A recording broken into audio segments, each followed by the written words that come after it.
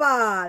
বাংলাদেশের 18 কোটি মানুষ নাকি এই যে আবু সাইদ যেই মানে বীর শ্রেষ্ঠ বীর বিক্রম মহান মুক্তিযোদ্ধা জুলাই যোদ্ধা শহীদ আবু সাইদ যে শহীদ হয়েছে, হ্যাঁ, এটা 18 কোটি মানুষ নাকি সাক্ষী ছিল। এই সাক্ষীরা গেল কই? 18 কোটি মানুষ থেকে সাক্ষী খুঁজে পাইতেছেন না। যাই হোক, আবু সাইদের বিচার কার্যক্রম আরো পিছাই গেছে সাক্ষীর অভাবে। হ্যাঁ, সাক্ষী অনুপস্থিত, সাক্ষী পাওয়া যাচ্ছে না, সাক্ষী আসে নাই, যেটাই ধরেন না কেন। এটা কেমনে সম্ভব ভাই? এত বড় একজন বীর বিক্রম জুলাই যোদ্ধা, মুক্তিযোদ্ধা, কি জানো যোদ্ধা, শহীদ, এত বড় একজন শহীদের সাক্ষী পাওয়া যাইতেছে না, এ কেমন কথা? আল্লাহ রে, ও সত্যি আবু সাইদের মৃত্যুর সাক্ষী পাওয়া যাবে, হত্যার সাক্ষী পাওয়া যাবে না?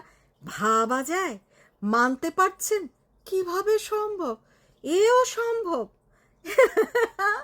জুলাই যোদ্ধারা তো সব নির্বাচন নিয়ে ব্যস্ত, কত শহীদ দেখি আবার ফেরত আইসা পড়ছে, সবাই নির্বাচন নিয়ে ব্যস্ত, কেউ বাইরে বেচতেছে, কেউ বউরে বেচতেছে, কেউ জামাইরে বেচতেছে, কেউ মানে প্রেমিকারে বেচতেছে। ভাই বেচা কিন্তু একেবারে চলতেছে, বেচা বন্ধ নাই। হ্যাঁ, বেচতে হবে, টাকা কামাইতে হবে। তো তো এখন যাই হোক, এত বীরশ্রেষ্ঠ একজন শহীদের হত্যাকারীর সাক্ষী পাওয়া যাচ্ছে না, মানে যারা হত্যা করছে তার পক্ষে যারা সাক্ষী দিবে সেরকম কোনো সাক্ষী পাওয়া যাইতেছে না।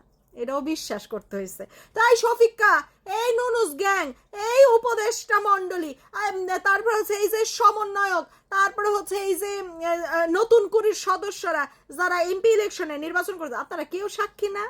আপনার দিকে গলা ফাটাই ফাটাই আবু সাইদ হত্যা করছে শেখ হাসিনা কইতে কইতে গলা ফাটাই ফেলতেছেন, আপনারা কেউ দেখেন নাই, কেউ সাক্ষী নাই। এলা কোন সাক্ষী না থাকলে কেমনে বিচার হবে? তাড়াতাড়ি আপনারা দৌড়ান, আপনারা নিজেরাই রাত সাক্ষী হয়ে যান নাকি? শুধু তাড়াতাড়ি যান, তাড়াতাড়ি যান। এইসব শুনতে ভালো লাগে না, এরা তো এটা বেশি নাটকের চাইতে একটু বেশি করে ফেলতেছেন।